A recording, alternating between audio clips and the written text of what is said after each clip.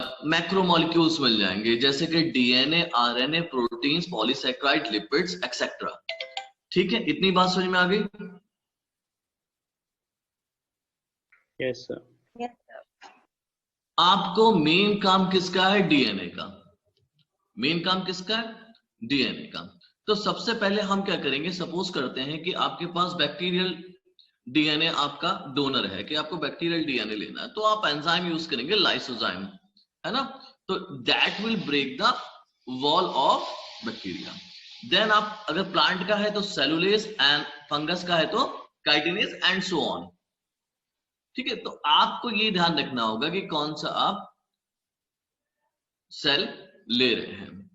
Cell आप broke करेंगे, then आपको एक और एंजाइम डालना पड़ेगा जो कि ब्रेक करेगा न्यूक्लियस, यहां दिया नहीं है, ठीक है, वो न्यूक्लियस को ब्रेक कर देगा। न्यूक्लियस को ब्रेक करने के बाद सीधे क्या निकल आएगा? डीएनए निकल आएगा बाहर, आरएनए निकल आएगा, प्रोटीन निकल आएगा, पॉलीसैकेराइड निकल आएगा और लिपिड निकल आएगा। ठीक, अब आपको इनमें से सिर्फ क्या चाहिए? डीएनए चाहिए, बाकी वो किसी काम के तो है नहीं, सिर्फ आपको डीएनए चाहिए। आप क्या चाहोगे कि भाई आरएनए मेरा हट जाए, प्रोटीन हट जाए, पॉलीसैकेराइड हट जाए और लिपिड हट जाए। तो आप कुछ ऐसे एंजाइम यूज करेंगे जो आरएनए को खत्म कर सके, प्रोटीन को खत्म कर सके, पॉलीसैकेराइड को खत्म कर सके और लिपिड को खत्म कर, है ना। ये बात तो क्लियर हो गई। तो अगले स्टेप में क्या करेंगे, जब आपका सेल ब्रेक हो गया तो आरएनए को आप रिमूव कराते हैं बाय ट्रीटिंग विद राइबोन्यूक्लियस। अब यहां आरएनए खत्म हो गया। ठीक, प्रोटीन आपको प्रोटीएज, ठीक, लिपिड आपको लाइपेज, है ना, कार्बोहाइड्रेट आपका अमाइलेज, वो तो जो भी आपको रिमूव कराना करा देंगे। अब क्या होगा, आपका सेल के अंदर बचा रहता है सिर्फ डीएनए। ठीक है, अब इस स्टेप को हमेशा याद रखें। अब डीएनए को प्रेसिपिटेट करने के लिए आप क्या करते हैं, अगले स्टेप में चिल्ड इथेनॉल डाल देते हैं। जैसे ही आप चिल्ड इथेनॉल डालेंगे वैसे ही आपका डीएनए क्या हो जाएगा, प्रेसिपिटेट हो जाएगा। किस फॉर्म में? फाइन थ्रेड के फॉर्म में। आप इस डायग्राम को आप देख सकते हैं, नीचे एक बने हुए हैं, ये पिक्चर्स बनी हुई है, ठीक है, ये दिख रहे हैं आपको, नीचे आपको डायग्राम दिख रहे हैं, ठीक। Yes sir. अल्कोहल डाला इन्होंने स्लाइड में, ठीक, और 2 लेयर्स आ गई उसमें, ये थ्रेड लाइक स्ट्रक्चर दिख रहा है, that is something like DNA. और एक्चुअल में आपको कैसा दिखेगा, ये वाला जो है ना, इस तरीके से दिखता है। और इसको स्पूलिंग से आप अलग कर सकते हैं। स्पूलिंग टेक्निक होती है जिससे कि हम इसको निकालते हैं यहां से बाहर, इसमें टेस्ट ट्यूब में से। ठीक है बच्चों, समझ में आया? तो आइसोलेशन ऑफ जेनेटिक मटेरियल कैसे करेंगे आप लोग? पहले तो आप सेल वॉल ब्रेक करेंगे, डीएनए वगैरह सब बाहर निकलने लगेंगे, DNA, RNA, protein, lipids, carbohydrate, है ना। आपके काम का मटेरियल डीएनए है, डीएनए को छोड़कर बाकी को सबको डाइजेस्ट करा दोगे आप। आरएनए को डाइजेस्ट कराओगे बाय राइबोन्यूक्लियस, ठीक है। अब इसको आरएनएस भी कहते हैं। प्रोटीन को डाइजेस्ट कराओगे प्रोटीज, है ना, amylase for carbohydrate and lipase for lipids. इन सबको डाइजेस्ट कराने के बाद आप चिल्ड इथेनॉल डाल दोगे, थोड़ी देर में आपका डीएनए प्रेसिपिटेट हो जाएगा। तो ये स्टेप समझ में आ गया सबको? Yes sir. गुड। तो सर ये हमने जो इथेनॉल डाला था और ये थ्रेड लाइक बन गया, तो सर ये मतलब कंप्लीट हो गया ये हमारा आइसोलेशन? आइसोलेशन हो गया, सिर्फ आइसोलेशन हुआ है बेटा अभी, है ना। ये थ्रेड आपको दिख रहा है, हाँ यहाँ पर ये थ्रेड लाइक दिख गया, इसका मतलब आपका आइसोलेशन कंप्लीट हो गया। अभी क्या होता है कि हमें डीएनए के क्या चाहिए बेटा, बैंड चाहिए, फ्रेगमेंट्स चाहिए। दूसरे स्टेप में आ गया हम, डीएनए के आपको क्या चाहिए बेटा, फ्रेगमेंट्स। तो फ्रेगमेंट्स आपको मालूम है कि क्या करोगे आप, इसमें जिस ट्यूब में आपने डीएनए लिया था, ये मान लो ये वाली ट्यूब है, मेरा मार्कर दिख रहा है आपको, रेड मार्कर, जो एक रेड कलर की लाइट चल रही है, दिख रहा है नहीं दिख रहा उसमें? चलो कोई नहीं, मैं अपने उससे कर दे रहा हूं। ये आपका डीएनए सैंपल है। Yes sir. देन आपने उसमें क्या कर, रेस्ट्रिक्शन एंजाइम ऐड कर दिया, ठीक। अब इस रेस्ट्रिक्शन एंजाइम ने डीएनए सैंपल के क्या कर दिए, बहुत सारे फ्रेगमेंट कर दिए। यस और नो? Yes sir. अब इस फ्रेगमेंट के कुछ जो साइज होंगे, कुछ के बहुत बड़े होंगे, कुछ के मीडियम होंगे, कुछ के बहुत छोटे होंगे। ठीक है, अब हम क्या करते हैं कि कटिंग करने के बाद डीएनए को हम सेपरेट करते हैं। ठीक, वो सेपरेट करने की टेक्निक कहलाती है बेटा इलेक्ट्रोफोरेसिस। ठीक, तो कटिंग कर दिया आपने किससे? रेस्ट्रिक्शन एंजाइम से। देन आपने क्या करा? Separation of DNA. यहीं पे लिख दे रहा हूं मैं इसके नीचे, जिससे कि पॉइंट बना रहे। separation of DNA, and this DNA is separated by technique known as gel electrophoresis। कल का रिजल्ट देखा बेटा नीट का? Yes sir. कितना Yes, हाईएस्ट क्या है 720। बताइए, कितना ज्यादा गया है? कंपटीशन बहुत ज्यादा हो गया बच्चों, है ना? तो सेपरेशन कैसे करेंगे? जेल इलेक्ट्रोफोरेसिस से। अब जरा इसमें देखते हैं क्या कैसे कैसे कर सकते हैं। आपको मैंने उस दिन बताई थी, एक पॉइंट याद रखना कि डीएनए आपका कौन सा चार्ज है? नेगेटिवली चार्ज, है ना? तो ये किसकी तरफ मूव Negative. करेगा? Positive. Positive. It will move towards the anode. ठीक है, पर आपसे अगर सवाल आएगा कि डीएनए का जो सेपरेशन है वो उसके चार्ज के बेसिस पे होता है या साइज के बेसिस पे होता है? आंसर है according to their size. Separation movement किस बेस पे होगा बेटा? चार्ज के बेसिस पे। चार्ज। Charge. इसमें डिफरेंस है ना, मूवमेंट किस बेसिस पे है? चार्ज के बेसिस पे। सेपरेशन किस बेसिस पे है?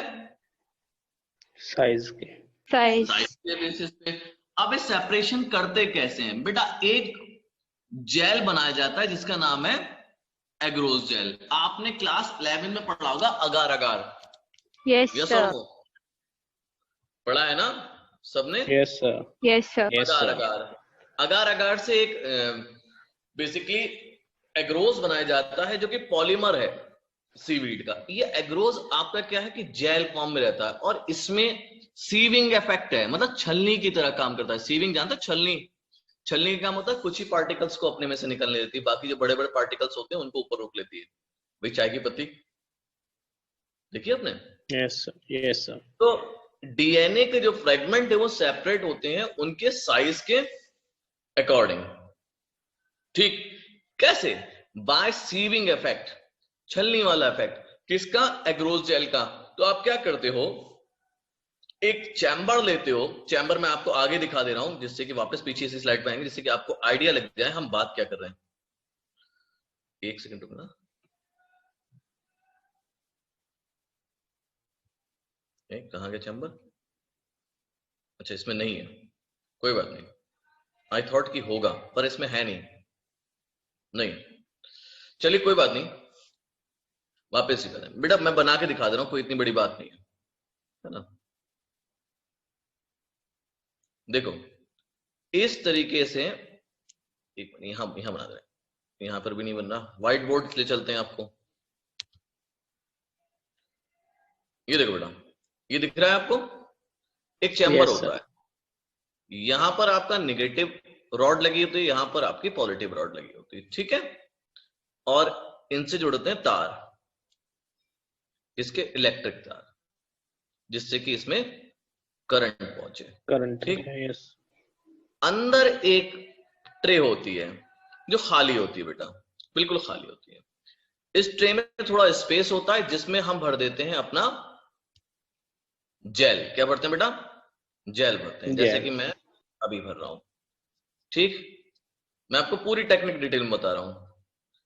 इस जेल में क्या करते हैं हम, थोड़ी देर के लिए लगा देते हैं कॉम। कॉम कंगा जो होता है ना, है ना? Yes sir. उस मगर हमारे जो कंगे होते हैं उनके जो आगे के पॉइंट होते हैं वो पतले होते हैं, है ना? मगर इनमें जो होता है, जो कॉम यूज कराया था वो इस तरीके से होता है, इस तरीके से। समझ में आया? थोड़ा यहां बनाया, उधर का टच का, ये इस तरीके से, है ना? अब सोचो कि अब मैंने इसमें ये कॉम लगा दिया यहां पर, जब मैं इसको निकालूंगा तो यहां पर क्या हो जाएंगे, होल्स हो जाएंगे। यस और नो? Yes sir. भाई ये जेल डाला, जेल डालने के बाद मैंने कॉम लगा दिया और आधे घंटे बाद इस कॉम को लगाया, तो यहां पर क्या मिलेंगे मुझे, बहुत सारे होल्स मिलेंगे। तो बेसिकली एटलीस्ट 12 उसके 12 होल्स होते हैं। इनको हम होल्स नहीं बोलते बेटा, इनको बोलते हैं हम लोग वेल्स। क्या बोलते हैं बच्चा? वेल्स। वेल्स। ठीक है, अब ये वेल्स बन गए। इन वेल्स में याद करो एक टेस्ट ट्यूब थी जिसमें आपका क्या था, डीएनए था। Yes sir.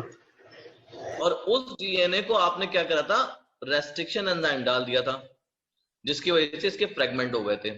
आप क्या करते हो, इसको हर एक वेल में डालते हो थोड़ा थोड़ा।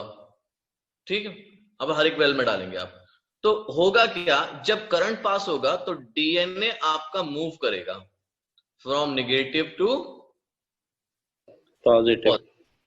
ये बात बताने वाला था। अब वापस चलते हैं उधर। इतना आपको समझ में आ गया? Yes sir. तो डीएनए कैसे मूव करता है, पॉजिटिव टू। यस सर, दिख रही है। ठीक, इन्होंने क्या करा, वेल्स को बनाए, जैसे मैंने आपको बताया था कैसे बनेंगे, कॉम्ब लगा के, कॉम्ब हटा दोगे वेल्स अपने आप तैयार होंगे। 4 वेल्स दिखाए, हालांकि 12 एटलीस्ट 12 वेल्स होते हैं। अब हर वेल में इसको छोड़ दिया इन्होंने, इन्होंने क्या करा, सैंपल भर दिया है। ठीक, अब जैसे ही ये करंट पास करेंगे तो डीएनए आपका भागने लगेगा। जो लार्जेस्ट है वो कहां पर है, सबसे पीछे। नहीं। Yes sir. और जो सबसे छोटा है वो कहां पर है, सबसे आगे। आगे।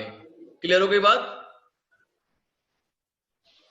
अब ये प्रोसेस जब एक बार कर लेते हैं फ्रेगमेंट के साथ, हम दोबारा से जब लाइगेट कर देते हैं या वेक्टर डीएनए को हम लेते हैं तो उसके साथ भी प्रोसेस करते हैं, जिससे कि हमारी एश्योरिटी हो जाए कि हमने सही जेल इलेक्ट्रोफोरेसिस करा है या नहीं। ठीक है, अभी आपको यहां पर ये दिख रहे हैं, आप पीछे वाली स्लाइड में देखा होगा आपने, डीएनए जो था कलरलेस था। यस और नो? हमने तो कलरलेस दिखाया था ना? Yes sir. है ना? अब यहां पर कुछ कलर दिख रहे हैं आपको, रेड कलर या ऑरेंज कलर। आप ये देखो, एक्चुअल इमेज है, रियल इमेज है ये वाली, ये जो है ये रियल इमेज है। ऐसे ही आपको बैंड्स दिखते हैं डीएनए के। देखो, आपको मैंने बताया था क्रोमोजेनिक सबस्ट्रेट के बारे में, बेसिकली कलर देता है। ठीक, ऐसा ही एक सब्सटेंस हाँ। होता है इथिडियम ब्रोमाइड। ठीक है, ये क्या करता है, डीएनए को कलर देता है ब्राइट ऑरेंज। ठीक है, और ये तभी दिखेगा जब आप उसको किस में देखोगे, यूवी रेडिएशन। तो आपको पता लग जाता है कौन से वेल का फ्रेगमेंट कितने साइज का है। ठीक है बच्चा, अब इसके बारे में एक और बात जान लो, व्हाट इज इथिडियम ब्रोमाइड। ये आपकी स्टेनिंग डाई है, एंड दैट इज कैंसरस। मतलब इसको कहते हैं हैंडल विद केयर। अगर आपने सही से इस्तेमाल नहीं करा और ये आपके बॉडी के अंदर पहुंच गई तो इट माइट कॉज कैंसर। ठीक है बच्चा? तो सर जब हम ये डीएनए के ऊपर से रखेंगे तो उसमें म्यूटेशन नहीं हो जाएगा, जो हमारा डिजायर्ड डीएनए है? नहीं बेटा, क्यों म्यूटेशन नहीं होता, सिर्फ आपकी जो वो वाली कंडीशन जो होती है इन विवो, उस कंडीशन में आप म्यूटेट करा सकते हैं। इन विट्रो में इथिडियम ब्रोमाइड काम नहीं करती। ठीक है, इन विवो इन विट्रो समझते हो? नहीं, बता दे रहा हूं, बॉडी के अंदर बॉडी के बाहर। इन विवो मतलब होता है कि अगर कोई एक्सपेरिमेंट आपका बॉडी के अंदर हो रहा है तो उसको हम इन विवो कहते हैं, और जो अगर कोई बात बॉडी के या कोई काम बॉडी के बाहर हो रहा है तो हम उसको इन विट्रो कहते हैं। तो ये कैंसर करता है, अगर कैंसर करेगा तो बॉडी के अंदर लिविंग कंडीशंस चाहिए होंगी जिससे कि कैंसर कॉज कर सके। डेड कंडीशन में कैंसर कॉज नहीं करेगा। ठीक है बेटा? Yes sir.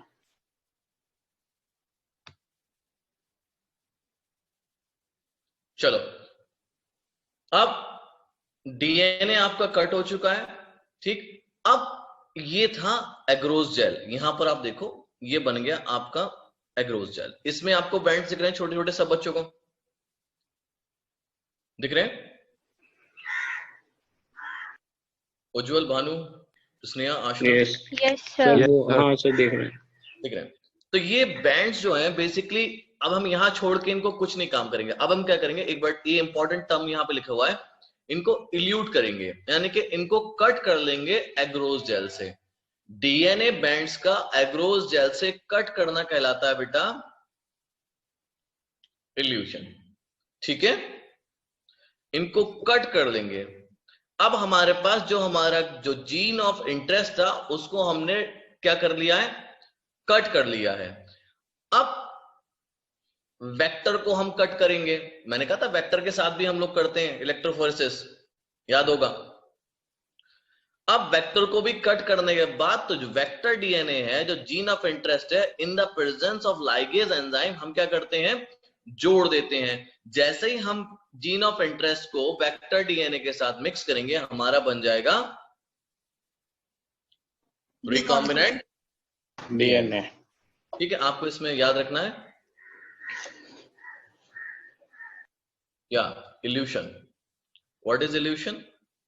The cutting of DNA from the agarose gel is known as elution. ठीक है बच्चों? तो सर ये डीएनए बैंड्स जो होते हैं, ये उसमें DNA जेल में सर मतलब सर नीचे की साइड बड़े होते हैं या फिर ऊपर की साइड? नहीं, ऊपर मतलब इतना सरफेस पे जा रहे होते हैं, सरफेस पे। समझ में आ रही बात? तो वहां से उसको एक टेक्निक होती है इल्यूशन, हालांकि आपको पढ़नी नहीं है ना, उस टेक्निक से इनको सेपरेट आउट कर लिया जाता है। ठीक है, मतलब कि सरफेस का मतलब ये नहीं बिल्कुल बाहर, अंदर नहीं होते, मगर हाँ उन्हीं के बीच में एग्रोस के अंदर से निकल रहे, बहुत अंदर नहीं होते, कहने का मतलब ये है उसी के अंदर से निकल रहे होते हैं। ठीक है, और इतना भी अंदर नहीं होते कि दिखे नहीं, क्योंकि इसकी जो थिकनेस होती है बेटा एग्रोस जेल की, वो कम से कम 2 मिलीमीटर होती है। जितना इतनी जो होती है, मेरी फिंगर दिख रही है, इतनी होती है। तो इतना अंदर नहीं होते कि आपको विजिबल ना हो और इल्यूट ना हो पाए।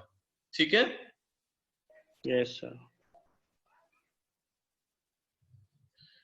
अगला है आपका, आप जो जीन ऑफ इंटरेस्ट मिल गया है, आपने जो रिकॉम्बिनेंट डीएनए बना लिया है, उसको क्या करना है, या फिर जीन ऑफ इंटरेस्ट को आपको क्या करना, एम्पलीफाई करना। और उसके लिए मैंने पहले ही बताया था कि टेक्निक क्या है, पीसीआर। किसी भी जीन को एम्पलीफाई कर सकते हैं तो उसका टेक्निक है पीसीआर। आप डीएनए के रेप्लिकेशन सबको पता है? जल्दी बताओ, फिर मैं थोड़ा सा कुछ समझाना चाह रहा हूँ उसमें। नहीं पता है तो मैं बता सकता हूँ कि मुझे क्या समझाना है। सर नहीं पता। अच्छा कोई बात नहीं, वेरी गुड। होता क्या है बेटा, डीएनए के रेप्लिकेशन में डीएनए को एक इंपॉर्टेंट चीज चाहिए होती है जिसको हम लोग बोलते हैं प्राइमर्स, रेप्लिकेट करने के लिए। प्राइमर्स, ये प्राइमर क्या काम करते हैं, वो पोजीशन बताते हैं जहां से डीएनए को रेप्लिकेट करना है। ठीक, ये हमारी जब बॉडी में डीएनए रेप्लिकेट कर रहा होता है तो ऑलरेडी प्रेजेंट होते हैं। ठीक, अब यहां पर मैं एक स्ट्रक्चर, एक डीएनए बना रहा हूं, ये एक थोड़ा सा कलर चेंज करेंगे इसका, ये दिख रहा है आपको 5 prime 3 prime, yes sir. 3 prime 5 prime. ठीक है बेटा, यस सर। डीएनए का जो रेप्लिकेशन होता है बच्चों, वो होता है 5 प्राइम से 3 प्राइम। ठीक, नया डीएनए बनेगा तो उस डीएनए का जो स्टार्ट होगा वो कौन से पॉइंट से होगा, 5 प्राइम से, और खत्म कौन से पॉइंट से होगा, 3 प्राइम। 3। ठीक है, अब होगा क्या बेटा कि ये बताएगा कौन डीएनए के रेप्लिकेशन के लिए कौन सा वाला उसके लिए 5 प्राइम है। तो होता क्या है बच्चों, मान लो कि मैंने ब्लू कलर से आपका बनाया, तो ये एक पोजीशन होगी जहां पर आपका आके आरएनए प्राइमर जुड़ जाएगा, एक इधर जुड़ेगा, एक आपका इधर जुड़ेगा। हालांकि मैं आगे आपको समझा सकता था, स्लाइड में है, पर मैं यहां से लग रहा है मुझे आसानी से आपके समझ में आ जाएगा। ठीक, एक पोजीशन ये हो गई। ठीक है बच्चों, अब यस इस पोजीशन से एक डीएनए इस डायरेक्शन में बनेगा और इस पोजीशन से एक डीएनए इस डायरेक्शन में बनेगा। ये हो जाएगा इस वाले का 5 प्राइम, ये हो जाएगा इस वाले का 3 प्राइम। सिमिलरली ये हो जाएगा 5 प्राइम और ये हो जाएगा 3 प्राइम। कोई कंफ्यूजन? थोड़ा बहुत तो होगा। नो। ऑपोजिट क्यों हुई है? है बेटा? सो ये ऑपोजिट क्यों करा उन्होंने अपने आप को रेप्लिकेट? बेटा मैंने आपको बताया था कि DNA is complementary and antiparallel. Yes, हमेशा आ गया। है ना, डीएनए जो होगा कॉम्प्लीमेंट्री होगा और एंटी पैरेलल होगा, तो इसलिए क्या होगा, अपोजिट करेगा। पूछते रहा करो हमेशा, जिससे कि रिकॉल हो जाए। दोबारा से यहां बना के दिखा दे रहा हूं, ठीक है? सपोज करें आपका ये एक स्ट्रैंड, ये आपका डीएनए है 5 प्राइम 3 प्राइम, ठीक, ये उसी का दूसरा स्ट्रैंड है 3 प्राइम 5 प्राइम, ठीक है? अब ये है, अब डीएनए का सिंथेसिस जो होगा 5 प्राइम से 3 प्राइम डायरेक्शन में होगा। तो आप ये मत समझिएगा कोई भी कि एक का सिंथेसिस इस डायरेक्शन में होगा, एक का सिंथेसिस इस डायरेक्शन में होगा। ऐसा लग रहा होगा ना, 5 प्राइम से 3 प्राइम, तो आप क्या करोगे, इधर से इधर दिखा दोगे? नहीं बेटा,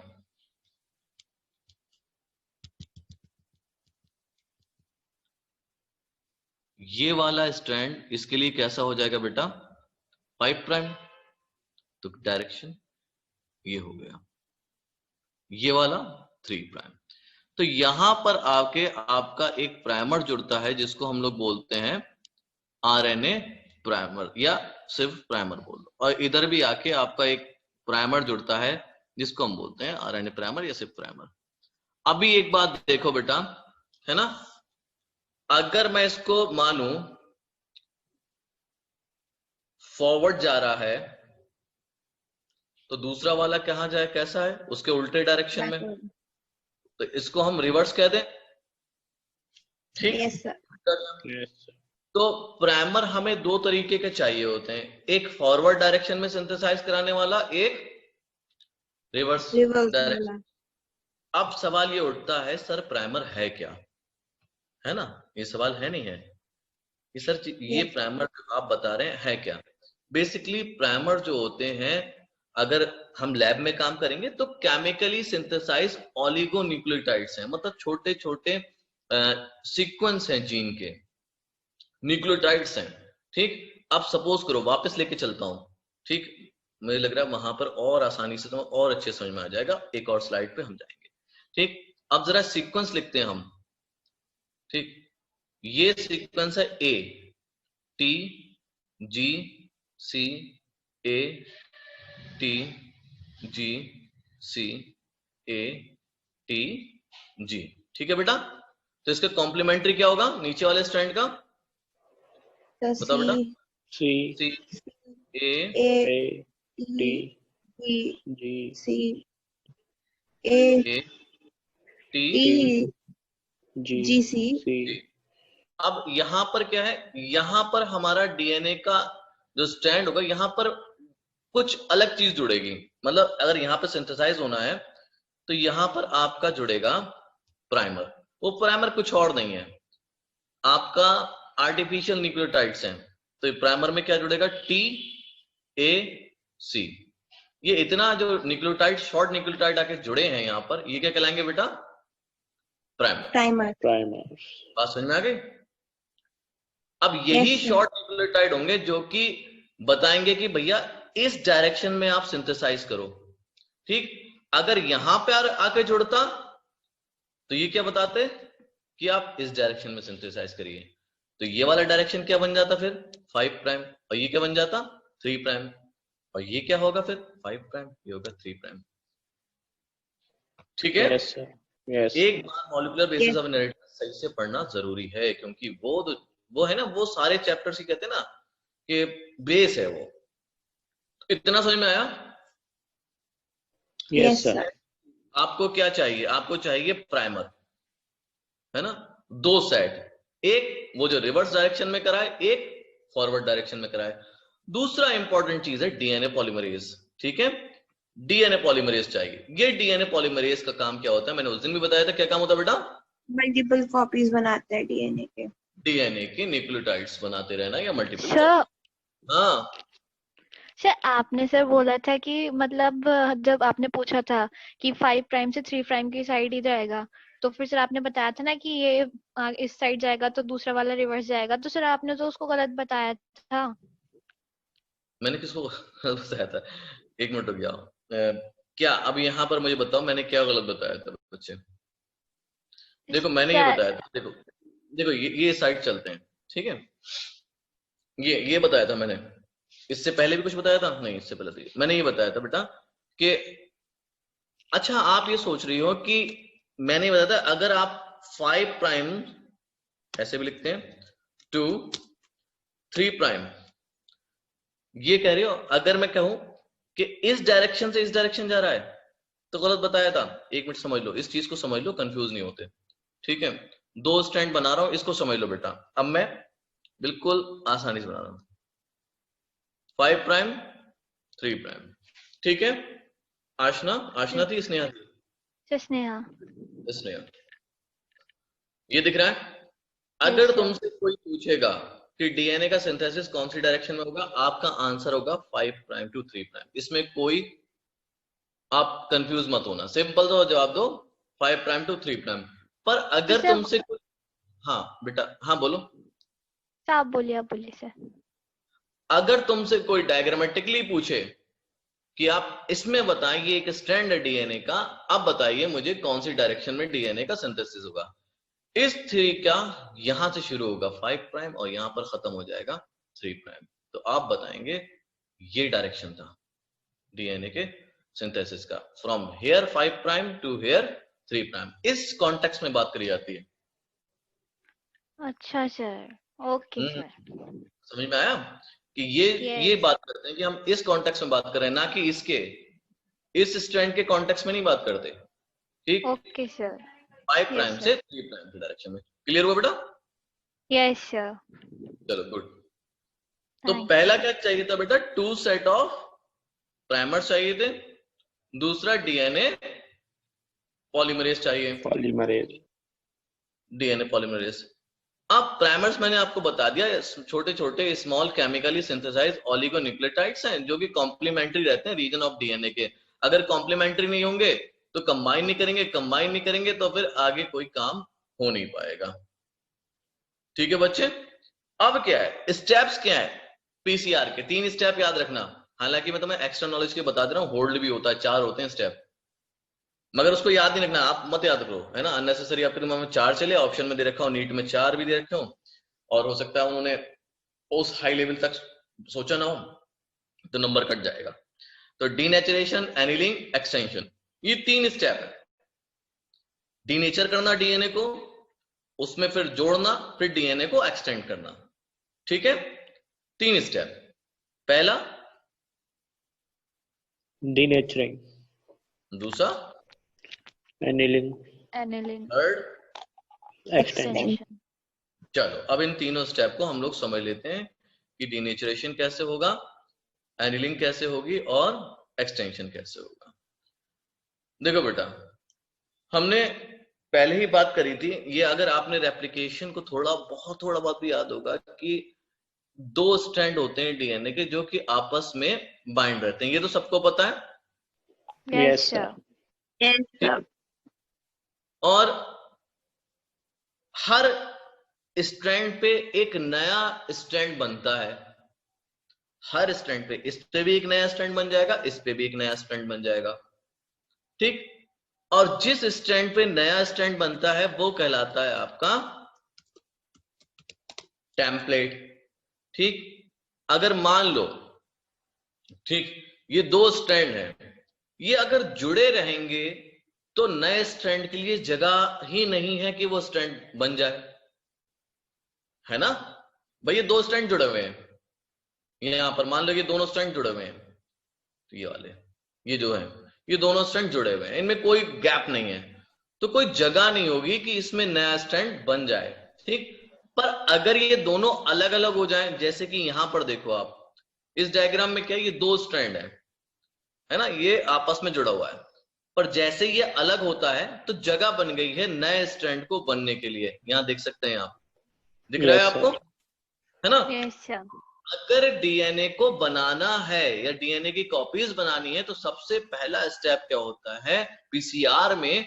डीनेचुरेशन, कि डीएनए को जो स्ट्रैंड है उनको डीनेचर करो, उनको बॉन्ड्स को डीनेचर करो, हाइड्रोजन बॉन्ड्स को खोलो जिससे कि दोनों स्ट्रैंड अलग हो जाएं, ठीक। अब करते कैसे हैं, हीट करते हैं डीएनए को या जीन ऑफ इंटरेस्ट को, जिसको भी आपको एम्पलीफाई करना है 94 डिग्री सेंटीग्रेड पे। क्यों?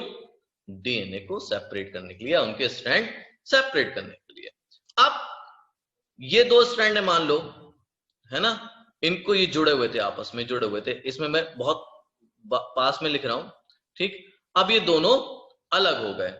अब हर स्ट्रैंड पे नया डीएनए बनेगा, तो हर स्ट्रैंड क्या कहलाएगा बेटा? टेम्पलेट। दूसरा नाम भी होता है बेटा, इसको हम मास्टर स्ट्रैंड भी कहते हैं, ठीक है। अगर कोई पूछे मास्टर स्ट्रैंड, तो टेम्पलेट स्ट्रैंड आपका मास्टर स्ट्रैंड भी हो जाता है।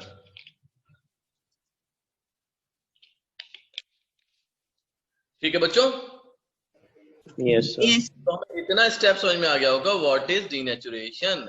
कुल मिला के एक काम है डीनेचुरेशन का, to separate the strand of DNA. अच्छा, यहां से एक सवाल पूछते हैं कि आपके पास डीएनए में बॉन्ड्स हैं, ठीक है, हाइड्रोजन बॉन्ड्स हैं, ठीक। अब एक बात बताइए, किसको सेपरेट करना आसान है, एडेनिन थायमिन को या ग्वानिन साइटोसिन को? एडेनिन और thymine. Why? Because of double bond है, डबल बॉन्ड होता है ना। और उसमें क्या है, ग्वानिन, वेरी गुड बेटा, ग्वानिन साइटोसिन में ट्रिपल बॉन्ड। Triple bond. अब अगला क्या होगा, एनिलिंग। एनिलिंग किसकी होगी बेटा?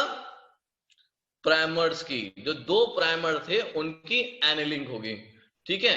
और आपको मालूम है, मैंने आपको बताया था कि एनिलिंग होगी टेम्पलेट स्ट्रैंड के 3 प्राइम एंड पे, क्योंकि तभी उसके नीचे क्या बनेगा, 5 प्राइम। ठीक है। एनिलिंग का टेम्परेचर, उसका टेम्परेचर बताया था मैंने, 92 डिग्री सेंटीग्रेड होता है हीटिंग का, उसको एक बार देख लो बेटा। हीटिंग का 94 डिग्री सेंटीग्रेड होता है हीटिंग का टेम्परेचर, और एनिलिंग का होता है आपका 52 डिग्री सेंटीग्रेड, ठीक है। दोनों प्राइमर को आप जोड़ देते हो 3 प्राइम एंड पे टेम्पलेट स्ट्रैंड के। मान लो ये आपका एक बन गया टेम्पलेट स्ट्रैंड, ये भी एक टेम्पलेट है और ये भी एक टेम्पलेट है। इसका 3 प्राइम एंड इधर है, तो प्राइमर कहां जुड़ेगा? इस तरफ। इसका 3 प्राइम स्ट्रैंड यहां पर है, तो प्राइमर कहां जुड़ेगा? इस तरफ। तो यही क्या बन जाएगा इसका? 5 प्राइम टू 3 प्राइम। क्लियर बात? Yes sir. ठीक, तो ये दूसरा स्टेप भी आपको क्लियर हो गया होगा। चलो अब चलते हैं तीसरे स्टेप पे। तीसरा स्टेप जो मोस्ट इंपॉर्टेंट स्टेप है वो है आपका एक्सटेंशन। एक्सटेंशन जो होता है वो आपका होता है, टेम्परेचर याद रखना बेटा, 72 डिग्री पे, 72 डिग्री सेंटीग्रेड, ठीक है। अब क्या था, 72 डिग्री इज हाई टेम्परेचर, ठीक है। अभी क्या करते हैं, यहां पर एक एंजाइम यूज करते हैं जिसका नाम है टैक पॉलीमरेज। कौन सा enzyme? Taq polymerase. Basically it is a DNA polymerase. ये आपका डीएनए पॉलीमरेज है जिसको हम लोग टैक पॉलीमरेज कह रहे हैं। क्यों कह रहे हैं टैक पॉलीमरेज? क्योंकि इसको निकाला गया है एक बैक्टीरिया में से जिसका नाम था थर्मस एक्वाटिकस। बहुत इंपॉर्टेंट है बेटा, क्या नाम था बैक्टीरिया का बेटा? Thermos aquaticus. अब मुझे ये बताओ कि यहाँ पर उन्होंने जो नॉर्मल डीएनए पॉलीमरेज जो आपकी बॉडी में मिल रहा है एंजाइम, भाई आपकी बॉडी में तो है भाई, और भी सेल्स में है, दुनिया के जितने भी डीएनए को रेप्लिकेट करने वाले ऑर्गेनिज्म है सब में डीएनए पॉलीमरेज मिलेगा। इन्होंने इससे ही क्यों लिया? सर वो क्योंकि वो टेम्परेचर, हाई टेम्परेचर में सर्वाइव कर लेता है। Exactly, very good, very excellent. कौन था ये? आशना। आशना, ओके, वेरी गुड आशना। तो क्यों लिया? क्योंकि ये जो था, जो 72 डिग्री सेंटीग्रेड जो टेम्परेचर है उसको ये बियर कर सकते, डीएनटीपीज, ठीक है, डीऑक्सी न्यूक्लियोटाइड ट्राइफॉस्फेट्स, ठीक है। तो इनको आप ऐड करते हो, किस में डालते हो आप? पीसीआर ट्यूब में। ये बहुत छोटी छोटी होती हैं, जितना आपकी एक ये होते हैं ना डिजिट्स, जिनको पोरे बोलते हैं उंगलियों के, है ना, इतनी बड़ी होती है बस, ये इतनी बड़ी है ना, उसी में आप क्या डाल रहे हो, अपना डीएनए सैंपल डालोगे, उसी में क्या डालोगे, प्राइमर डालोगे, उसी में क्या डालोगे, न्यूक्लियोटाइड डालोगे, फिर उसमें बफर डालोगे, बफर में बहुत सारे आयंस होते हैं, ठीक है, और भी चीजें होती हैं जो कि डीएनए को रेप्लिकेट करने में मदद करती हैं, जैसे कि आपने पढ़ा होगा सिंगल सेल बाइंडिंग प्रोटीन्स हैं, है ना, हेलिकेज है, बहुत सारे एंजाइम्स की जरूरत पड़ती है। और उसमें डालेंगे आप टैग डीएनए, और आप इसमें क्या करोगे, यहां पर ये है पूरा पीसीआर मशीन, दिख रही है आपको ये पीसीआर मशीन, इसको आप खोलेंगे, जैसे यहां खोल रखा है इन्होंने, ठीक, और आपको जितने डीएनए सैंपल्स का मतलब कि इसमें 100 लग सकती हैं, ठीक, आपको 100 पीसीआर ट्यूब इसमें रख दोगे, उसके बाद इस ढक्कन को बंद कर देंगे, ठीक है। इस ढक्कन को बंद करने के बाद क्या करेंगे आप, थर्मल साइक्लर जो है आपका पीसीआर को हम थर्मल साइक्लर भी बोलते हैं, ठीक है बेटा, या फिर कहें थर्मल साइक्लर के जरिए हम पीसीआर करते हैं। तो इसमें क्या करते हैं, आप इलेक्ट्रॉनिकली भी फीड कर सकते हैं अपने नाम की साइकिल, जैसे रिया के नाम की साइकिल है, स्नेहा की, आशना की, भानु की, उज्जवल की, जिसकी भी है, अपने नाम से साइकिल फीड कर दी। आपका कोई एक्सपेरिमेंट चल रहा है, ठीक है, मान लिया आप लैब में है, कोई एक्सपेरिमेंट चल रहा है, तो आप अपने नाम से साइकिल फीड कर देते हैं कि मेरे साइकिल है तो इतने इतने टेम्परेचर पे चलेगी, तो आप साइकिल को स्टार्ट करते हैं और आपका ये प्रोसेस शुरू हो जाता है। पहले क्या होगा, डीएनए का डीनेचर हो जाएगा 94 से 95 डिग्री सेंटीग्रेड पे, फिर डीएनए में दोनों प्राइमर आके जुड़ जाएंगे, वो होगा आपका एनिलिंग 55 डिग्री सेंटीग्रेड पे, और आपका आखिरी स्टेप रहेगा synthesis of new strand at, जल्दी बोलो बोलो बोलो बोलो, कितना डिग्री सेंटीग्रेड, 72 72 डिग्री सेंटीग्रेड, है ना। तो ये हो गया आपका पीसीआर। यहाँ पर बताओ कोई बच्चों कंफ्यूजन है तो मैं मुझसे पूछ लो कि कुछ कंफ्यूजन है क्या? नहीं ना? No sir, no sir. चलिए, गुड, वेरी गुड। तो चलते हैं हम अगली स्लाइड पे। अब क्या है, आपके पास सारा डीएनए आ गया है ना। इस स्टेप को हम कई बार पढ़ चुके हैं, insertion of recombinant DNA into the host cell, है ना। इस पे ज्यादा हम वक्त नहीं लेंगे। हमें होस्ट सेल कैसा बनाना पड़ेगा, कॉम्पिटेंट बनाना पड़ेगा, उसके लिए CaCl2 का ट्रीटमेंट देंगे, थोड़ी देर आइस में रखेंगे, हीट शॉक देंगे एट 42 डिग्री सेंटीग्रेड, उसके बाद हमारा हो जाएगा। यहाँ पर इन्होंने उसके अलावा एक स्टेप और दिखाया है, selection of transformant from the non transformant. हमने उसमें ब्लू व्हाइट स्क्रीनिंग भी देखी थी, जिसमें एक बैक्टीरिया कॉलोनी व्हाइट कलर की हो रही थी, एक बैक्टीरिया कॉलोनी ब्लू कलर की, वो भी मेथड हम इस्तेमाल कर सकते हैं। और दूसरा मेथड जो था हमारा एम्पेसिलिन या टेट्रासाइक्लिन रेजिस्टेंट जीन को यूज करके था, तो दोनों ही हम इस्तेमाल कर सकते हैं। तो इस पे हम अननेसेसरी क्यों दोबारा बात करें, आगे बढ़ सकते हैं। Yes sir. गुड। अब है आखिरी, बिल्कुल लास्ट में पहुंच गए। अब है मेन काम, जो इतना आपने इतनी मेहनत करी इतने टाइम तक क्यों करी, ऑब्टेनिंग द जीन प्रोडक्ट। जो आपका फॉरेन जीन प्रोडक्ट है, जो आपने जिस काम के लिए अपनी फैक्ट्री लगा रखी है ना, श्रिया एंड कंपनी के नाम से, भानु एंड सन्स के नाम से, उसका मेन काम क्या है बेटा, जीन प्रोडक्ट मिलना बना। yes. श्रिया कोई होगी, स्नेहा है शायद, ठीक है। अब जो प्रोटीन आपका बना है उसको भी इन्होंने क्या नाम दे दिया, रिकॉम्बिनेंट प्रोटीन। जो आपका प्रोटीन एक्सप्रेस हुआ है, जो आपका प्रोटीन बना था, मान लो कुछ प्रोटीन बने, है ना, उनका नाम क्या दिया, ये बेटा सारे के सारे रिकॉम्बिनेंट प्रोटीन है। देखें आप यहाँ पे टारगेट जीन लिया, एक्सप्रेशन करा है प्लाज्मिड में, तो कोई हम बहुत सारे सेल ले सकते हैं, जिनमें आप मेमिलियन सेल कर सकते हैं, इंसेक्ट सेल में एक्सप्रेस कर सकते हैं, ये आप रहने दो, ठीक है, प्रोकैरियोटिक एक्सप्रेशन कर सकते हैं। मगर मेन क्या है कि आपको जो प्रोटीन मिली है उसके आप क्या कहोगे, रिकॉम्बिनेंट प्रोटीन, रिकॉम्बिनेंट प्रोटीन। चलो, इतनी बात समझ में आई? Yes sir. देखो, जो सेल्स हैं जिनमें हमारा फॉरेन जीन है, उनको हम लेबोरेटरी में भी ग्रो करा सकते हैं, ठीक, और वहां पर प्यूरिफाई भी कर सकते हैं, पर वहां पर उतना बड़ा हमें उतना ज्यादा मिलेगा नहीं, ठीक है। हम एक सिस्टम बनाते हैं जिससे कि हमें लार्जर बायोमास मिले, जिसकी हम क्या कहते हैं, बेनिफिट उठा सके।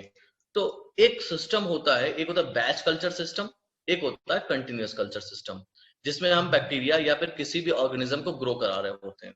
देखो, कंटिन्यूअस कल्चर सिस्टम में क्या करते हैं, ठीक है, मान लो कि ये टैंक है, ये दिख रहा है आपको, जो बनाया मैंने, यस सर, इसमें आपने वो बैक्टीरिया डाल रखे हैं जिनमें आपका, या ट्रांसफॉर्मेंट बैक्टीरिया है जिनमें आपका जीन और प्लाज्मा, ठीक।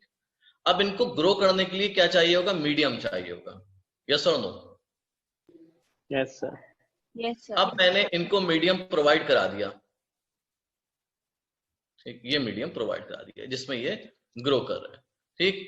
एक वक्त ऐसा आएगा ये ग्रो करते रहेंगे और मीडियम आपका खत्म हो जाएगा, हाँ या ना? Yes sir, yes sir. और उसके बाद ये भी मरने लगेंगे क्योंकि मीडियम नहीं होगा तो ये सरवाइव किस पे करेंगे, ठीक। तो ऐसा जो होता है जिसमें आप सिर्फ मीडियम एक ही बार प्रोवाइड कराते हैं, वो होता है बेटा बैच कल्चर, ठीक। बैच कल्चर, फिर आपको ट्रांसफर कर देते हो दूसरे उसमें, वो होता है बैच कल्चर। अगर आप क्या कर रहे हो कि जो आपका मीडियम इस्तेमाल हो गया है उसको तो आप एक तरफ से निकाल दे रहे हो, है ना, यहां से आपने उसको निकाल दिया जो आपका यूज मीडियम है, और दूसरी तरफ से क्या कर रहे हो? आप फ्रेश मीडियम इंसर्ट कर रहे डाल हो। दो। तो वेरी गुड। तो यहां पर क्या हो रहा है? मीडियम खत्म नहीं हो रहा है। इससे क्या होते हैं कि सेल आपके फिजियोलॉजिकली एक्टिव रहते हैं, और जब फिजियोलॉजिकली एक्टिव रहेगा तो बायोमास कैसा प्रोड्यूस हो रहेगा? लार्जर लार्जर बायोमास, और लार्जर बायोमास होगा तो आपकी प्रोटीन भी कैसी होगी? ज्यादा प्रोड्यूस होगी, है ना। तो बेहतर सिस्टम जिसमें आप कंटिन्यूअसली क्या कर रहे हैं, जो यूज मीडियम है उसको बाहर निकाल रहे हैं, फ्रेश मीडियम को ऐड कर रहे हैं, वो सिस्टम कहलाता है कंटिन्यूअस कल्चर सिस्टम, ठीक है बेटा? Yes sir. Yes sir. तो आप कौन सा प्रेफर करेंगे, बैच कल्चर या कंटिन्यूअस कल्चर? आप प्रेफर करेंगे continuous. Very continuous. Continuous culture. Clear हो गया बच्चों? Yes sir. Yes sir. चलिए आगे देखते हैं। बायोरिएक्टर, है ना, हमें ऐसा तो नहीं कर सकते कि भाई छोटे छोटे उसमें कोनिकल फ्लास्क में बनाने लगे, नहीं, हमें क्या चाहिए? बहुत बड़े बड़े टैंक, है ना। ये जैसे देख रहे हो ये आदमी खड़ा हुआ है ना, इसकी हाइट से भी ऊंचा है ना। तो लार्ज वेसल्स होते हैं जिनमें जो आपका रॉ मटेरियल है, यानी कि रिकॉम्बिनेंट डीएनए, ठीक, रिकॉम्बिनेंट डीएनए तो आपका रॉ मटेरियल है, यस उसको कन्वर्ट करा जाता है स्पेसिफिक प्रोडक्ट में, चाहे वो एंजाइम हो, चाहे वो प्रोटीन हो, चाहे कुछ भी हो। कैसे? या तो आप माइक्रोब्स यूज करें, या तो आप प्लांट यूज करें, चाहे एनिमल यूज करें, चाहे ह्यूमन सेल यूज करें। अब मैं इस स्लाइड को पीछे लेके जा रहा हूं, जो मैं आपको उस टाइम रोका नहीं समझाया। देखिए इन्होंने क्या यूज करा, यहां पर आप देखें दिख रहा है, इस टारगेट जो रिकॉम्बिनेंट प्लाज्मिड था इसको मैमेलियन सेल में एक्सप्रेस कराया, इंसेक्ट सेल में भी कल्चर कराया, ईस्ट सेल में भी कराया, और आपका प्रोकैरियोट जिसको हम ज्यादातर यूज करते हैं, इकोलाई, है ना। तो किसी में भी आप कल्चर करा सकते हैं। भाई आपको रिकॉम्बिनेंट डीएनए किसी तो होस्ट में डालना पड़ेगा, that host can be mammalian cell, insect cell, yeast cell और प्रोकैरियोटिक सेल। ये बात समझ में आई? Yes sir. यस सर, चलो, तो बायोरिएक्टर क्या है? एक ऐसा वेसल है जिसमें आप क्या करते हैं, रॉ मटेरियल को कन्वर्ट कर देते हैं बायोलॉजिकली, बड़ा इंपॉर्टेंट, केमिकली नहीं कर रहे हैं आप, कैसे कर रहे हैं? बायोलॉजिकली कन्वर्ट कर रहे हैं स्पेसिफिक प्रोडक्ट में। ज्यादातर एंजाइम होते हैं, हार्मोन्स भी होते हैं। कैसे? या तो माइक्रोबियल सेल ले लो जैसे इकोलाई, या तो प्लांट सेल ले लो, कोई भी प्लांट का सेल ले लो, या फिर एनिमल सेल ले लो, मैमेलियन सेल ले लो, लिवर सेल ले लो, है ना, और या ह्यूमन सेल ले लो, इसमें भी लिवर सेल आ सकता है। तो बहुत सारे आप यूज कर सकते हैं। बायोरिएक्टर का यूज क्यों करते हैं? क्योंकि हमें क्या चाहिए? लार्ज क्वांटिटी ऑफ प्रोडक्ट, 100 से 1000 लीटर ऑफ कल्चर बना सकते हैं। दूसरी चीज, हम बायोरिएक्टर को क्यों यूज करते हैं? बायोरिएक्टर प्रोवाइड करता है ऑप्टिमल ग्रोथ कंडीशन। देखो बच्चों, कोई भी ऑर्गेनिज्म है, ठीक, जैसे कि मैं बैक्टीरिया की बात करूं, अभी बैक्टीरिया को अगर बिल्कुल बेफिक्र होके ग्रो करना है कि भाई किसी चीज की जरूरत नहीं, मतलब फिक्र नहीं करनी है, तो उसको भैया उसके हिसाब का टेम्परेचर दो, पीएच दो, सबस्ट्रेट दो, सॉल्ट दो, विटामिन दो, ऑक्सीजन दो, और जिस वाटर दो, जिस चीज की रिक्वायरमेंट हो सब दो। अब जैसे कहते हैं तुम बेटा फिक्र मत करो, तुमसे पढ़ो, ये डायलॉग सुना है? बहुत सुना। यस सर, बहुत सुना होगा, मतलब ऐसा वैसा सुना नहीं, बहुत सुना होगा। ठीक, उसके पीछे रीजन क्या होता है, आपको एक कमरा दे दिया जाता है, टेबल दे देते हैं, चेयर दी जाती है, आपका खाने का कोई फिक्र नहीं होती आपको क्या कहता है, आपसे पढ़िए, है ना। और क्यों पढ़िए, क्योंकि आपसे क्या चाहिए बेटा, रिजल्ट चाहिए, है ना। उसी तरीके से एक बायोरिएक्टर होता है जिसमें क्या है, उस ऑर्गेनिज्म या उस सेल के लिए ऑप्टिमल ग्रोथ कंडीशन होती है, मतलब वो सारी कंडीशन जिसमें वो बेहतरीन ग्रोथ कर सके, ऑप्टिमल। जैसे कि अगर मान लो कि बैक्टीरिया है जिसको टेम्परेचर चाहिए होता है 35 डिग्री सेंटीग्रेड, ठीक, पीएच चाहिए होता है 7.2 से लेकर 7.4, है ना। तो ये सब चीजें उसको चाहिए। अगर आप उसे 20 डिग्री पे ग्रो कराने के लिए कह रहे हो, क्या वो सही ग्रो करेगा? नहीं, नो सर, नो सर। है ना। या आपने टेम्परेचर पीएच कैसा कर दिया, एसिडिक कर दिया, स्लाइटली एसिडिक, क्या वो ग्रो करेगा? नहीं। वो क्या करेगा, सोचेगा कि कुछ सेल हो सकता है कि अपने आप को अडॉप्ट करके, जो सिलेक्शन का है, एवोल्यूशन का तरीका है, ग्रो कर भी जाएं, मगर सारे के सारे नहीं करेंगे। तो बेहतर क्या है कि आप उन्हें क्या दें, ऑप्टिमल ग्रोथ कंडीशंस दें। उनमें क्या क्या आता है, टेम्परेचर आता है, पीएच आता है, substrate, salt, vitamin, oxygen and water. बिना वाटर के तो कोई भी नहीं करेगा, ठीक है। यस यस सर, ये 3 पॉइंट समझ में आए आपके? Yes yes sir. ठीक है, आगे देखते हैं। बायोरिएक्टर, बेटा बायोरिएक्टर आपके दो तरीके के बायोरिएक्टर बहुत कॉमन है। एक तो आपका है स्ट्रिंग टाइप और दूसरा होता है स्पार्जर, ये है, ठीक। अब आपको मैं एक ग्लास दे रहा हूं, ठीक, और इसमें भरा हुआ पानी, है ना, और एक मैंने आपको स्ट्रॉ दिया, ठीक है, और मैंने कहा इसमें थोड़ा सा सर्फ घोल दो, है ना बेटा। तो आप उसे क्या करोगे, स्ट्रॉ से हिलाओगे, मिला देंगे, मिला Yes, देंगे, sir. हिला हिला के। इस हिलाने को क्या कहते हैं बेटा, स्टर करना। स्ट्रिंग। स्टेयर करना, है ना। मेरा कुल मिलाने का मिलाने कह रहा हूं, समझाने का मतलब ये था कि आपको स्टर का मतलब समझ में आ जाए। तो यानी कि एक तो घोल रहा होगा, स्टरिंग में क्या हो रहा होगा, सब चीज को प्रॉपरली मिक्स करा जा रहा होगा। इतना समझ जाओ, पूरा ये स्टिरर समझ में आ जाएगा। मेरे ख्याल में आप समझ में आ गया होगा सबके, है ना। Yes, वो sir. जितना भी कंटेंट आपने डाला, आपने मान लो इसमें सॉल्ट डाले, विटामिन डाले, ऑक्सीजन डाला, है ना, माइक्रोब्स डाला, और भी बहुत सारी चीजें डाली, क्या पता वो सेटल डाउन हो गया हो नीचे, ऐसा भी तो चांसेस है Yes, ना। Yes, sir. तो उसको क्या करते हैं हम लोग, इवन मिक्सिंग कराते हैं, जिससे कि क्या हो, ये बेहतर ग्रो कर जाए, ठीक है। और इसमें आप देखेंगे स्ट्रिंग टाइप में क्या होता है कि कुछ कंपोनेंट्स हैं जिसको आप समझ लो, ठीक। पहला यहां पर लगा हुआ है acid base for pH control, अंदर आप माइक्रो ऑर्गेनिज्म डाल दोगे, ठीक, और आप क्या कर दोगे, कल्चर डालो। कल्चर ब्रॉथ जानते हो, कल्चर ब्रॉथ पता है, नहीं पता मैं समझा दूंगा, जल्दी बताओ। तो बता दीजिए। बता दो। देखो बेटा, हमने ये एक वाटर लिया,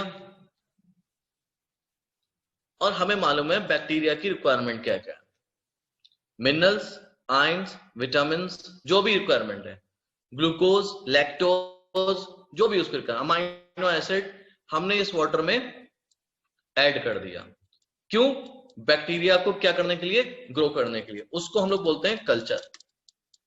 ग्रो करने को क्या बोलते हैं बेटा, कल्चर। जैसे एग्री कल्चर, Yes. क्रॉप्स गिराने को एग्रीकल्चर, बैक्टीरिया को ग्रो करना कल्चर। अब मैंने क्या करा, जितना भी उसकी रिक्वायरमेंट्स में जितने भी न्यूट्रिएंट थे, किस में ऐड कर दिए, वाटर में ऐड कर दिए। ऐसा कल्चर या ऐसा मीडियम जिसमें आपका वाटर में अगर मैंने न्यूट्रिएंट बोला है, कहलाता है कल्चर ब्रॉथ, ठीक है बेटा। Yes sir. Culture broth. अब अगर मैं इस वाटर को क्या करूं, अगर के सॉलिडिफाई कर दूं, तो क्या बन जाता है ये कल्चर मीडिया। ठीक है, पर अभी आप कल्चर ब्रॉथ ही याद रखो। आपने क्या करा, वाटर में सारे न्यूट्रिएंट्स ऐड कर दिए और किसके अंदर डाल दिए, टैंक में। कौन सा टैंक, स्टिर्ड टैंक। ठीक, इसके अलावा इसमें एक मोटर होती है, आप देख रहे हैं इसमें क्या लगी है बेटा, एक मोटर, जो कि यहां पर कुछ ब्लेड्स लगे हैं, दिख रहे हैं आपको, एक ब्लेड, दो ब्लेड, तीन ब्लेड, चार ब्लेड। ठीक है, अब एक काम करो, इसने पहले ब्लेड के आगे नाम क्या लिखा है बेटा, पढ़ो। नहीं पढ़ मिला, मैं जूम करूं। हाँ, फोम ब्रेकर। जब कोई चीज घोली जाती है तो उसके क्या बनते हैं बेटा, झाग, है ना, है ना, फोम बनता है। अगर फोम बना रहेगा तो किसकी कमी हो जाएगी, ऑक्सीजन की, तो उसको ब्रेक करना जरूरी है। तो उसके लिए पहला वाला काम आता है फोम ब्रेकर। ठीक है, अब तीसरे में पढ़ो, दूसरे में पढ़ो बेटा, कल्चर, नहीं सेकंड में पढ़ो, सेकंड में इम्पेलर। ये क्या काम करता है इम्पेलर, इसका काम होता है कि सब जितना भी आपका कल्चर मीडिया है या और आपका माइक्रोब्स है, इसको क्या करे बेटा, इवनली मिक्स कर दे। ठीक है बात बेटे, यस इसका काम, कंप्लीट नेम है सर इसका, बेटा क्या, Plant ये कंप्लीट नेम है, क्या पूछ रही मुझे, हाँ ये सही नेम ही पूछ रही थी। हाँ ये नेम है, नेम है। ठीक है, बाकी नीचे के काम जो है इसमें नहीं लिखा है, ऑक्सीजन को सप्लाई करता है, नीचे वाले जो ब्लेड है वो ऑक्सीजन को सप्लाई करता है। बीच वाला क्या काम करता है, ये भी आपके कल्चर ब्रॉथ को एडिटेट करता है, जिससे कि हवा आती रहे, हवा बनी रहे, ऑक्सीजन की सप्लाई बनी रहे, because oxygen is necessary for the growth of bacteria. Bacteria, ठीक है, यस सर। अब यहां पर इन्होंने एक चीज नहीं दिखाई है, जिसको मैं आपको बना के दिखा दे रहा हूं। एक और चीज मेंटेन करना पड़ती है, वो होता है बेटा टेम्परेचर। यहाँ पर टेम्परेचर का भी एक लगा होता है, टेम्परेचर मॉनिटर करने के लिए, जो कि टेम्परेचर मॉनिटर करता है क्योंकि कितना टेम्परेचर चाहिए ग्रोथ के लिए। ठीक है बच्चा, यस सर। ठीक, तो ये इस तरीके से काम करता है कि भाई सबको मिक्स करा, है ना, मिक्स करने के बाद प्रॉपर ऑक्सीजन मिलती रही बैक्टीरिया को और वो ग्रो करता रहा, और जैसे ही झाग बने उसको किसने तोड़ दिया, फोम ब्रेकर ने। क्लियर बच्चों, यस सर, यस सर। ठीक है, इन्होंने यहाँ पर दिखाया है पार्ट्स ऑफ बायोरिएक्टर। एक तो एजिटेटर सिस्टम होगा जो एजिटेशन करे, जैसे आपने घर पे देखी होंगी वॉशिंग मशीन होती है, देखिए आपने, थोड़ा सा राइट हैंड साइड चलेंगे घर, फिर लेफ्ट हैंड साइड चलेंगे घर, है ना, इस तरीके चलती है, देखा होगा चलते हुए, कभी कभी देख लिया होगा, कभी देखा है है ना। तो एजिटेशन करती हैं, तो एजिटेशन सिस्टम होगा, ऑक्सीजन डिलीवरी सिस्टम होगा, फोम कंट्रोल सिस्टम होगा, टेम्परेचर कंट्रोल सिस्टम होगा, पीएच कंट्रोल सिस्टम होगा, और सैंपलिंग पोर्ट्स होंगे, जिससे कि अगर आपका मीडिया खत्म हो रहा है तो उसको निकाल लो और फ्रेश मीडिया ऐड कर दो। ये एक और बात थी, स्टीम फॉर स्टेरिलाइजेशन। अब इसको कौन बता सकता है, ये जिसने बताया बेहतरीन बात होगी, इसकी क्या जरूरत है, स्टीम फॉर स्टेरिलाइजेशन। पहले बता स्टेरिलाइजेशन का मतलब पता है, फिर इस बात को समझेंगे। सर वही कि गंदगी मीन स्टेरिलाइज होना, सब कुछ, कोई वो नहीं होना फॉरेन मटेरियल जो कुछ भी ऐसा चीज ना हो जो कि कंटामिनेंट्स कहलाए, अनवांटेड हो, है ना। तो उसके लिए वेरी गुड, कौन बोला था ये, आशना। आशना। तो क्या होता है, गुड, वेरी गुड आशना, कि हम लोग इसमें कल्चर करने से पहले बायोरिएक्टर में अपना जो बैक्टीरिया है, जो आपका ट्रांसफॉर्म ऑर्गेनिज्म है, उसको इंसर्ट करने से पहले या उसको डालने से पहले क्या करते हैं, हम पूरे बायोरिएक्टर की स्टेरिलाइजेशन करते हैं, जिससे कि मान लो कि आपने इससे पहले किसी और बैक्टीरिया पे काम करा था, है ना। एक एग्जांपल देख लेना भाई, इससे पहले आपने आशना इसी लेबोरेटरी में काम कर थी, आशना का बैक्टीरिया था सैल्मोनेला टाइफी, उसने ग्रो कराया था, है, और आशना ने सही तरीके से उसको स्टेरिलाइज नहीं करा, खत्म करने के बाद भी स्टेरिलाइजेशन होता है, या फिर आशना ने करा स्टेरिलाइज पर वो श्योरिटी नहीं है कि हुआ नहीं हुआ। तो क्या करते हैं, अब भानु आए, भानु अपना इकोलाई लेके आए, अब भानु इकोलाई को डालने से पहले क्या करेंगे, स्टीम देंगे। क्यों? जिससे कि जितने भी अंदर सेलुलर टाइप हैं वो मर जाए। स्टेबलाइज होगा। मर जाए। अब समझ में आ रहा है आपको? Yes sir. अब ऐसा मत करना है कि आप लोग चले जाओ किसी फैक्ट्री, मुझे सारा काम आ गया, मुझे सब आता है ना। तो इतना समझ में आ गया। दूसरा मैं आपको समझा दे रहा हूं, एस्पार्जर है ना, इसमें यही समझा दूंगा, बहुत छोटी सी चीज है, सेम चीज होती है, कुछ डिफरेंट नहीं होता। यहां पर एक इस तरीके का एक इंस्ट्रूमेंट लगा होता है जिसको बोला जाता है स्पार्जर। ठीक, क्या बोलते हैं बेटा? स्पार्जर। और इस स्पार्जर में क्या होते हैं, होल्स होते हैं। ये दिखे आपको holes? Yes sir. Yes sir. अब क्या होता है, ये जो होल्स होते हैं ये क्यों होते हैं? For air. अब नीचे से इनको करा जाता है। अब ये होते हैं, ये बबल्स बनाते हैं ऊपर की तरफ। अब जरा ध्यान से सुनना, अब नीचे से जब हवा दी जाएगी तो ये होल्स से क्या बनेंगे, ऊपर बबल्स बनेंगे। बबल्स। अब इन बबल्स का काम क्या है? सवाल ये पर बेटा, ये क्या करते हैं बेटा, पढ़ लो, मैं इसको मिटा दे रहा हूं सारा, आप सिर्फ ये पढ़ो। बबल्स का काम क्या है? Increase the oxygen transfer area. Very good, है ना। जितना ऑक्सीजन ट्रांसफर एरिया इंक्रीज होगा उतनी आसानी से बैक्टीरिया को ऑक्सीजन अवेलेबल हो जाएगी और वो इजिली ग्रो करता रहेगा। ठीक है बेटा? Yes sir. Yes sir. तो स्पार्जर में क्या मतलब, जो जगह है, जगह बढ़ा देता है ना, जो आपकी जगह घिर रही है, ये बबल्स क्या करते हैं, ये सेपरेट करते रहते हैं, जो ऑक्सीजन के लिए जगह बनाते हैं। ठीक है? Yes sir. अभी आपको दो चीजें, एक तो स्टिरर आपको देखकर पहचान लोगे अगर स्टिरिंग के लिए कुछ लगा हुआ है, और स्पार्जर इन्होंने यहाँ लगाया नहीं है। स्पार्जर हो सकता है ये वाला इन्होंने स्पार्जर यहाँ पर बनाया, दूसरा मॉडिफाइड टाइप का बनाया, ये लास्ट में दिख रहा है ना आपको, ये यस सर। हो सकता है ये इनका स्पार्जर हो। स्पार्जर टाइप, स्पार्जर दो तरीके के, बहुत तरीके के आते हैं, आपने देखे हो, नहीं देखे होंगे, तो स्पार्जर टाइप ही हो गया। ठीक है, इतना समझ में आया? Yes sir. Yes sir. आगे समझ लो बस, लास्ट ये है चैप्टर आपका खत्म। डाउन स्ट्रीम प्रोसेसिंग, लास्ट जो चीज है वो है आपकी डाउन स्ट्रीम प्रोसेसिंग। क्यों करते हैं हम लोग डाउन स्ट्रीम प्रोसेसिंग?